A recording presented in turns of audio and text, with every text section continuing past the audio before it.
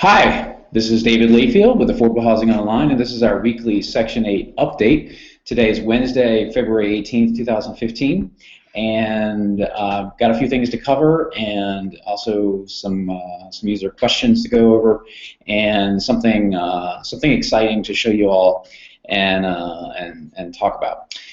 First of all, right now we're following 109 open Section 8 waiting lists, 7 that are opening soon, and 24 that recently closed. As far as open right now, anything significant that might be closing anytime soon, we don't have a lot to report on. I have 3 that I'll mention. In the state of New York, in Putnam County, there's a waiting list there that's open until February 28th. It's been open since the beginning of February.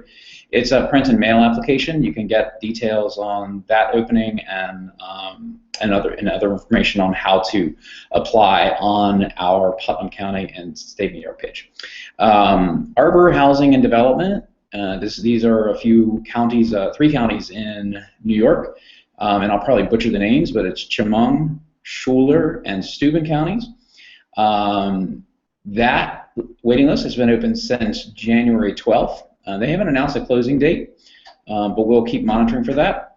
And you can print out a application at the website. We link to that from our Chemung, Schuyler, and Steuben County affordable housing pages.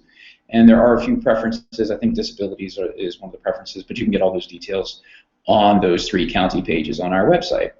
And then lastly, and a very timely one, and this is one there's been a little bit of confusion over, is Daytona Beach, Florida. And actually was speaking with a user yesterday over the phone, trying to sort out some of the conflicts that we've picked up on the Daytona Beach opening. But what happened, Daytona Beach handed out applications earlier this month in person. And then at some point the application was available on our website, but the link disappeared at some point, and a lot of folks couldn't find it. So they handed out applications at the beginning of the month for a few days, and then applications must be received in their office yesterday and today. In the application guidance provided in the official application, there's a conflict. In one paragraph it says that applications must be postmarked by Wednesday, February 18th, and then another paragraph says they must be received by Wednesday, February 18th. However, a public notice announcing the opening on the Daytona Beach, Florida Housing Authority website says that they must be postmarked. So we're assuming that it would be okay if the applications are postmarked, but again, we'll caution you that there is a conflict in the application guidance attached to the application. We link to both the public notice and the application from the Daytona Beach page on our website, and again, that closes today. So if you're quick and you fill out download the paper application, fill it out, and get it postmarked by today, we think that it should be valid. Again, you can get all those details on the Daytona Beach page on our site. Soon to open, moving on, again in New York, Peekskill, we've talked about this one a couple of times. It opens on Monday the 23rd. That's this coming Monday. They haven't announced an end date. We'll keep monitoring that and let you know. It's online only. And interestingly enough, this one doesn't seem to be a lottery. It's a date and time of application submission is your waitlist order. So the sooner you apply on Monday when it opens at 9 a.m., the higher on the waiting list you're going to be. There are preferences for local residents, veterans, folks that are 65 years and older, and disabled. And Peekskill has said that the average wait time is a little over 3 years. Moving on to a big opening that's happening next week.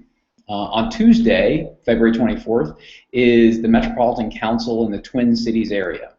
I've talked about this one for a couple of weeks now. It's open through Friday the 27th. It's online only, and you can find the application link on our Metropolitan Council and Twin Cities area affordable housing pages. They're going to select 2,000 applicants, pre-applicants by random lottery.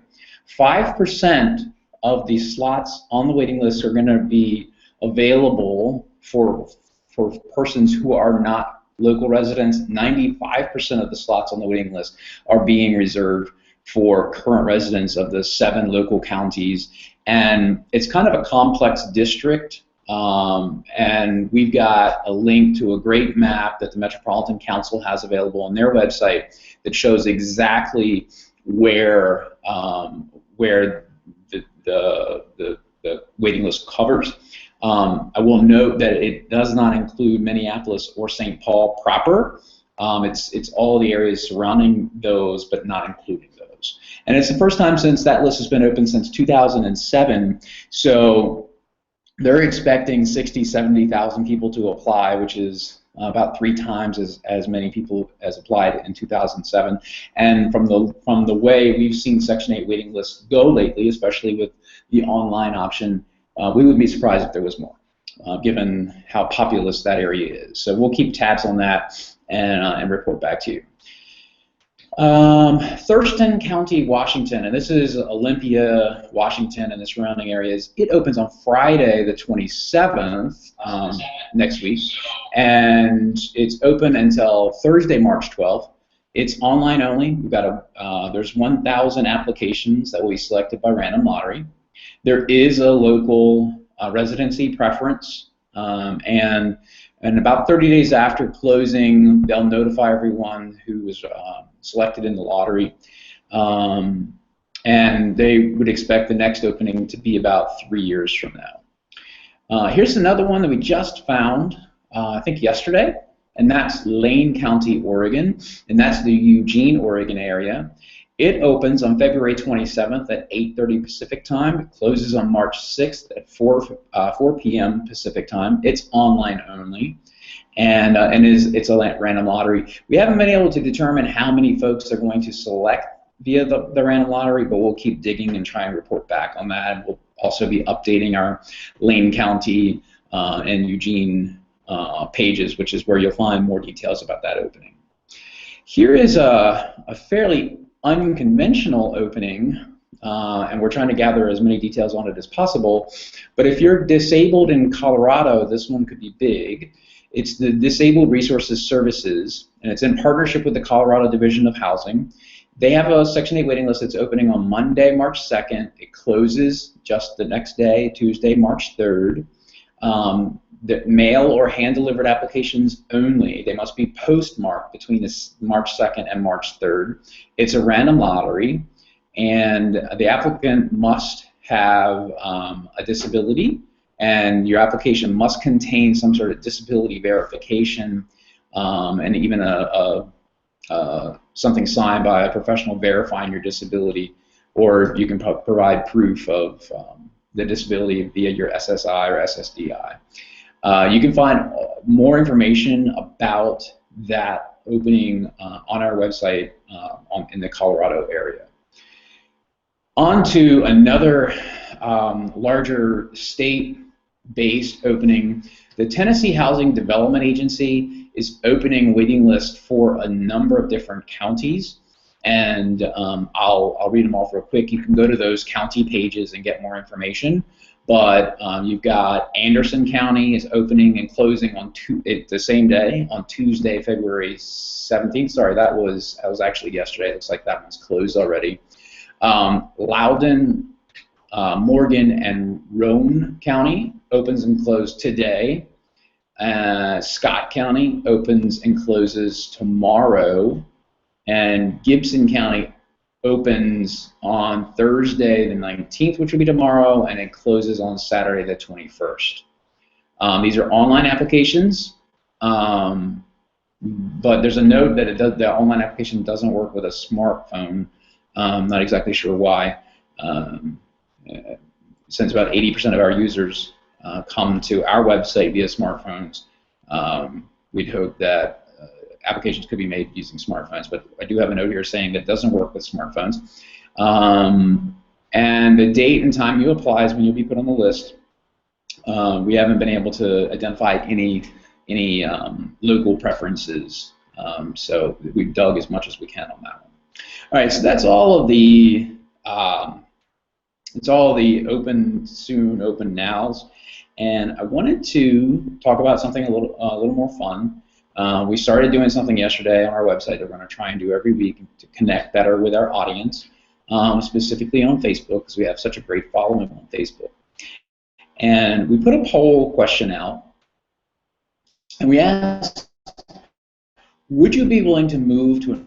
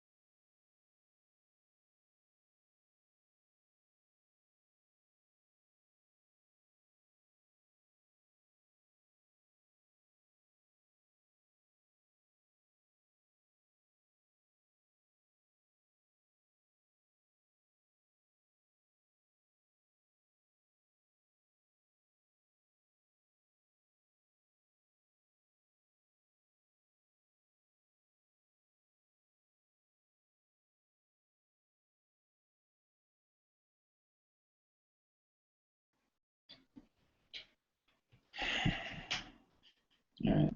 Looks like I might be back in.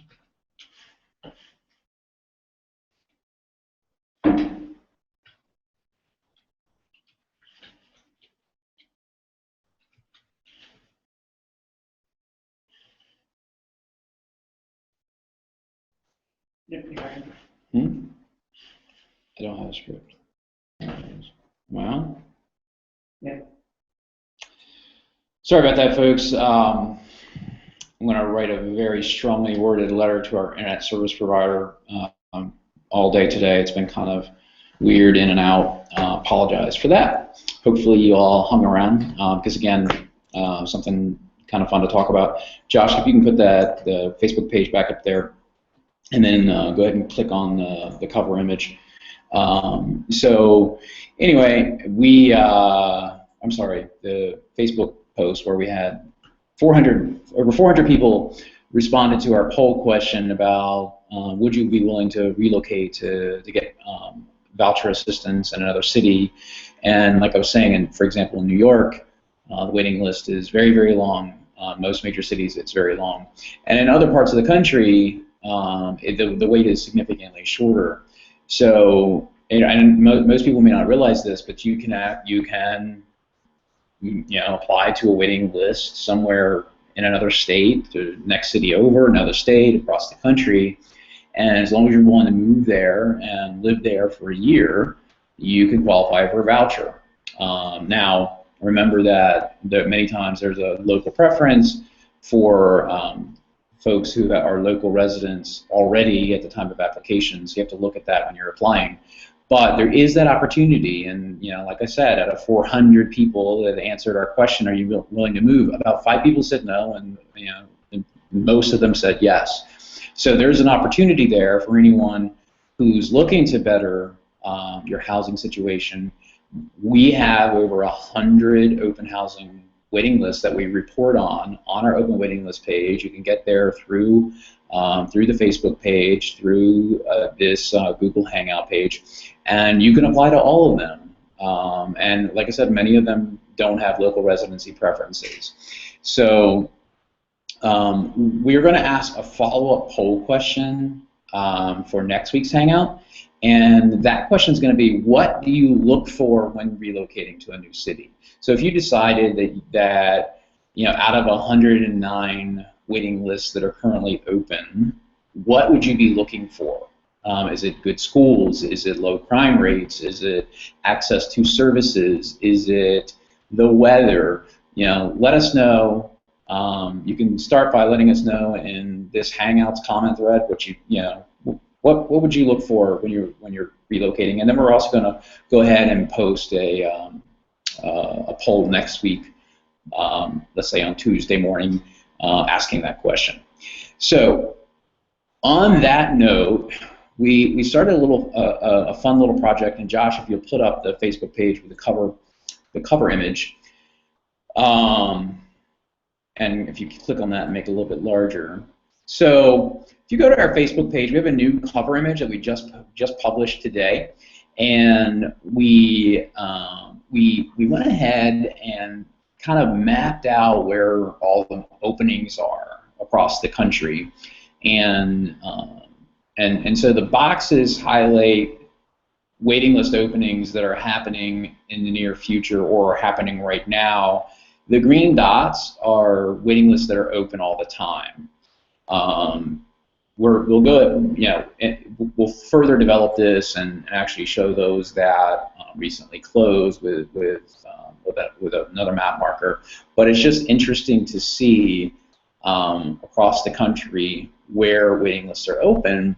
And so this dovetails in with this conversation about the poll. Would you be willing to move? These are all places in the country where you could apply to the waiting list. Now, some of them, they do still have waiting lists that are a year or two long, but you can still plan ahead, and these are all places that you could apply to now. So anyway, go ahead and go to the Facebook page, take a look at that cover image, like it if you think it's helpful, and we'll be changing that each week to reflect each week's openings and closings. So keep coming back to the Facebook page and check it out. All right. Lastly, I wanted to answer a couple of questions, 2 questions to be exact. So we got one question asking, does receiving other assistance, such as public housing, affect your chances of receiving a Housing Choice Voucher? And the answer to that, specifically about public housing, I think, is possibly yes. We've seen lots of waiting list openings that completely disqualify anyone who's already receiving public housing.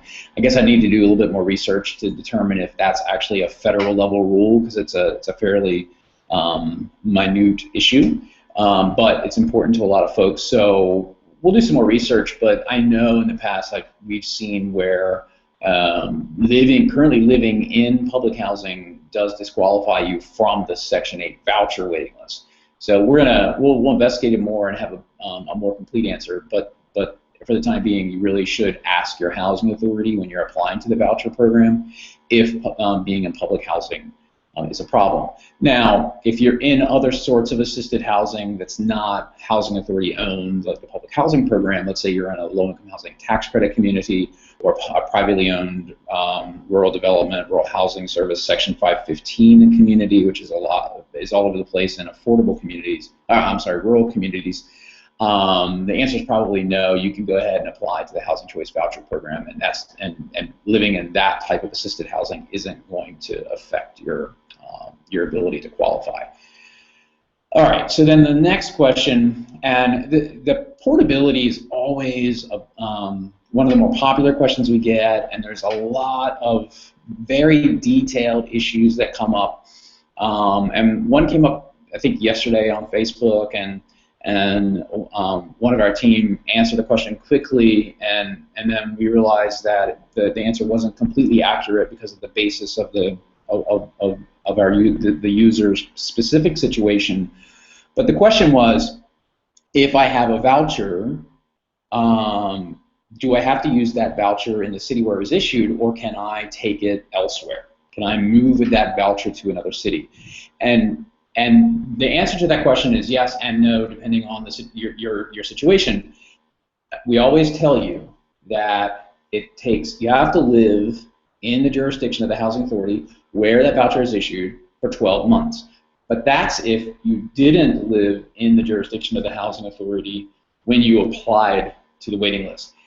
The nuance here is that if you live in the housing authority's jurisdiction when you applied, even if it was 5 or 10 years ago, and now you've been selected for a voucher, you can actually take that voucher to another location without using it in that location. So for example, let's say you were on New York City's waiting list and you've been there for 10 or 11 years, and New York City calls you up tomorrow and says, hey, guess what? You're next on the list for a voucher. Technically speaking, as long as you were a resident of New York City when you applied for that voucher, you could actually say to them, okay, that's great. I want to take that voucher to Tampa Bay. And technically, under the rules of the Section 8 regulations, you could do so. So again, portability is a very complex issue. We'll keep trying to address all the questions that we get regarding that, and hopefully we clarified that issue for you. All right, I think that's it for today. Please make sure you leave your questions in the comments below. We'll make sure we answer them next time, and look for the poll coming up next week, and keep watching out for that because we're going to keep changing it every week. All right, thanks a lot, and have a great day.